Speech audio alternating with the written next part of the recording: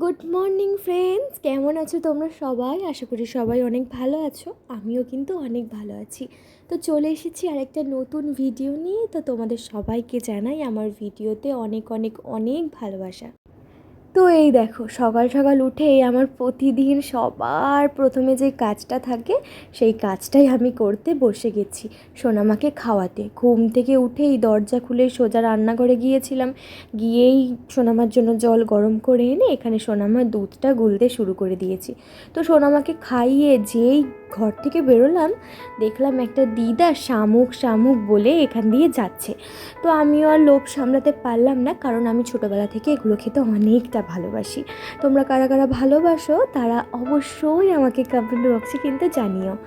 তো দেখো, ঠাকুমাকে দাম জিজ্ঞাসা করে কতটা নেব সেটা ওজন করতে বলে আমি কিন্তু চলে এসেছি চুবড়ি নিতে। তো চুবড়িটা নিয়ে চলে গেলাম। তো চুবড়িতে দেখো শামুক কিন্তু নিয়েও নিয়েছি।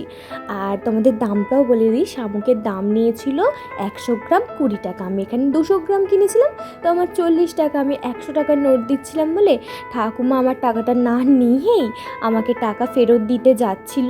তো আমি বললাম, দাঁড়াও দাঁড়াও, আমাকে এখন ফেরত দিও না।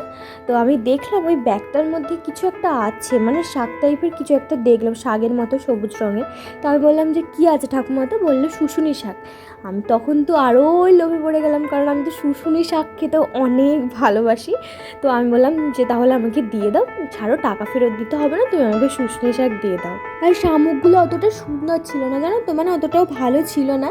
কিন্তু শুশুনি শাকগুলো পুরো একদম টাটকা তাজা, পুরো সুন্দর ছিল, পুরো একদম সবুজ সবুজ, মানে বোঝাই যাচ্ছিল যে হয়তো সব ভোরের দিকে তুলেছে বা একদম সকালের দিকে তুলেই বেচতে এসেছে।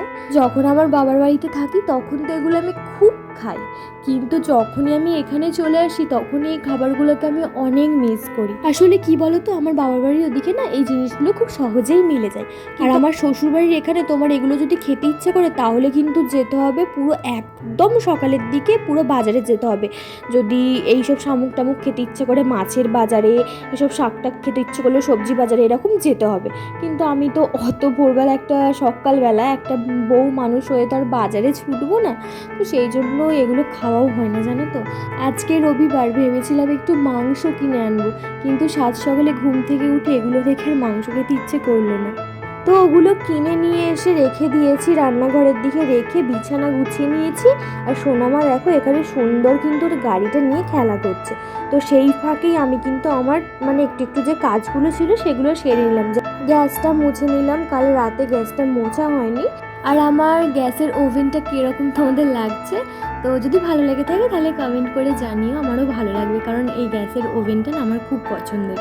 তারপরে দেখো আমি চলে এসেছি এখানে শামুকগুলোকে বাছতে। শামুকগুলোর যে ওপরের খোলাটা হয় সেই খোলাটা শুধু বাদ দেওয়া ছিল, মানে ছাড়ানো ছিল, বাদ বাকি কিছুই ছাড়ানো ছিল না। এর ভেতরে তো লাল লাল ধরনের একটা চোখের মতো থাকে, হয়তো চোখই ওটা, শামুকের চোখই হবে হয়তো ওটা। তো আমার বাবার বাড়িতে তো আমি ছোটোবেলা থেকেই দেখে আসছি, ওখানে সবাই কিন্তু এই শামুকের খোলাটা আর এই শামুকের ভেতর লাল লাল চোখগুলোকেই বাদ দেয়। কিন্তু তোমাদের ওখানে কীরকমভাবে এই শামুককে বাছা হয় তোমরা কিন্তু অবশ্যই জানিও, কারণ আমি অনেকের মুখেই শুনেছি যে শামুকের কালোগুলো বাদ দিয়ে দেয়, কেউ বলে সাদাগুলো বাদ দিয়ে দেয়, মানে যে যেরকমভাবে খায়, যেখানে যেরকমভাবে খায় আর কি। শামুকগুলো ধোয়ার আগে কিন্তু একটু অনেকটা বেশি পরিমাণে নুন দিয়ে রেখেছিলাম শামুকের মধ্যে, যাতে ভালোভাবে শামুকটা পরিষ্কার হয়ে যায়। তো তারপরে শামুকটাকে ধুয়ে রেখে দিয়ে পরিষ্কার করে আমি এখানে শুশুনি শাকটা ধুয়ে নিচ্ছি, ভালো করে একদম শুশুনি শাকটা ধুয়ে নিচ্ছি, কারণ শুশুনি শাকের মধ্যে অনেক পোকা মাকড়, ছোটো ছোটো মাকড়সা থাকে, কারণ এগুলো তো বেশিরভাগ জলেতে হয়। তারপরে জানো তো সোনামা অনেক দুষ্টুমি করছিল, তাই আর কিছু শেয়ার করা হয়নি, তাড়াহুড়ো করে একবারে স্নান করে চলে এসেছি। তারপরে আমি এদিকে তাড়াহুড়ো করে ভাতও বসিয়ে দিচ্ছি, কারণ শামুক বাছতে, তারপরে শাক বেছে ধুতে আমার কিন্তু অনেকটাই বেলা হয়ে গিয়েছিল আজকে। আর একটা কথা কি জানো তো, আমাদের ঘর দালান এত পরিমাণ গরম, এখানে পাখা ছাড়া দু দণ্ডও থাকা যায় না। সেই জন্য আমাদের ফোনগুলো সব সময় ওভার হিটিং হয়ে যাচ্ছে, ওভার হিটিং হয়ে কিন্তু ফোনগুলো অফ হয়ে যাচ্ছে, পুরো অফ হয়ে যাচ্ছে, কিছু করাই যাচ্ছে না, আমরা অনও করতে পারছি না যখন ফোনটা একদম ঠান্ডা হচ্ছে তারপর ফোনটা চালানো যাচ্ছে। তো সেই জন্য অনেক কিছুই তোমাদের সাথে শেয়ার করতে পারছি না সেই সময়গুলোর কাজগুলো, তো সেগুলো আমাকে স্কিপ করে যেতে হচ্ছে। এর আগে ভাত করার আগে কিন্তু সোনামাকে আমি ডালিয়া বানিয়ে খাইয়ে দিয়েছিলাম, তো সেটা তোমাদের সাথে আর শেয়ার করা হয়নি। তারপরে ভাত বসিয়েছি, আর এই দেখো নিজের জন্য একটু গ্রিন টি বানিয়ে নিয়েছিলাম, তো এখানে দাঁড়িয়ে দাঁড়িয়ে গ্রিন টিটা খেয়ে নিলাম। আর সোনামা তার দিদির সাথে ততক্ষণ খেলা করছিল, দেখো এখনও কিন্তু দুই বোনে খেলা করছে।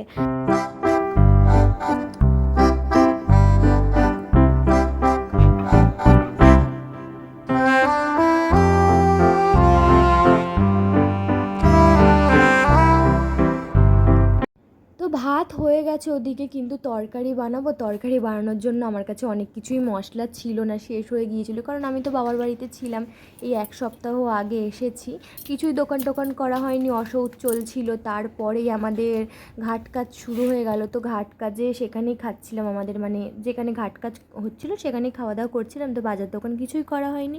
তো সেই জন্য আমি এখন রোদের মধ্যে ছাতা নিয়ে দোকান চলে গেলাম। দোকান থেকে এসেই কিন্তু আমি তরকারিটা বসিয়ে দেবে বলে কড়াটা দেখো বসিয়েছি গ্যাসের মধ্যে, আর দেখো কড়াটার অবস্থা, আমি অতিষ্ঠ হয়ে যাচ্ছি এই জ্বালাটাতে। ভালোভাবে সুন্দর করে কড়াই মেজে আমি রেখে দিচ্ছি, কেন জানি না এরকম হয়ে যাচ্ছে, সাদা হয়ে যাচ্ছে, কালো হয়ে যাচ্ছে, এরকম টিপ টিপ টিপ টিপ সাদা সাদা কীরকম একটা হয়ে যাচ্ছে। তোমরা কোনো দিদিভাইরা যদি জানো যে এটা থেকে আমি কিভাবে বাঁচবো, তো প্লিজ প্লিজ প্লিজ আমাকে কমেন্টে জানাও, কারণ কড়া যদি এরকম হয়ে থাকে আমার তাদের তরকারি রান্না করতে একটুও ইচ্ছে করে না, একদমই ভালো লাগে না। তো দেখো আমি কিন্তু শাকটা সিদ্ধ করেছি, সিদ্ধ করে এবার ভাজতে শুরু করে দিয়েছি। সিদ্ধ করলাম কীরকম করে দেখলে তো, আমি কোনো জল অ্যাড করিনি, শুধু কড়াইতে শাকগুলো দিয়ে তার মধ্যে নুন দিয়েছি, নুনটা দেওয়ার পরেই কিন্তু শাকগুলো আপনা আপ পুরো একদম নরম হয়ে গেল, কমে গেল, মানে পুরো সিদ্ধও হয়ে গেল। তারপরে আমি শাকটাকে তুলে একটা অন্য জায়গায় রেখে দিয়েছিলাম, কড়াইতে তেল দিয়ে একটু একদম অল্প রসুন কুচি দিয়ে তার মধ্যে পেঁয়াজ কুচি দিয়ে ভালো করে ঝুড়ো ঝুড়ো করে শাকটা ভেজে তুলে নিয়েছি। এবার কিন্তু আমি শুরু করে দিয়েছি শামুকের তরকারিটা রান্না করা। তো শামুকের তরকারিটা করার জন্য প্রথমে কড়াইতে তেল দিয়ে পেঁয়াজগুলোকে লাল লাল করে ভেজে সরু সরু করে আলু কুচিয়েছিলাম, কারণ শুধু শামুকটা করব, তো সেই জন্য আলু দিয়েছি, 2টো ছোটো ছোটো সাইজের আলু কুচিয়ে দিয়েছি। তো সেই কুচানো আলুগুলোকে দিয়ে দিলাম, আলুগুলো একটু সামান্য ভাজা ভাজা হওয়ার পর আদা আর রসুন বাটা দিয়ে দিয়েছি। তারপরে দেখো শামুকগুলো আমি সিদ্ধ করে রেখেছিলাম, একদম ভালোভাবে সিদ্ধ করে রেখেছিলাম জল ঝেড়ে, তো সেই সিদ্ধ করা জল ঝাড়া শামুকগুলোকে আমি দিয়ে একটু ভাজা ভাজা মতো করে নিলাম। তারপরে কিন্তু লঙ্কার গুঁড়ো, হলুদের গুঁড়ো আর জিরের গুঁড়ো 3 রকমের মশলা দিয়ে আমি ভালো করে ওটাকে কষিয়ে নিলাম। আর কষানোর পরে অনেকক্ষণ কষানোর পরে দিয়ে দিলাম একদম ছোট ছোট করে কেটে রাখা টমেটো দিতে আমার যে কোনো তরকারিতে খুবই ভালো লাগে। তো দিয়ে আমি আবারও ভালো করে কষিয়ে নিলাম, নেড়ে চেড়ে কষিয়ে তারপরে জল দিয়ে দিলাম।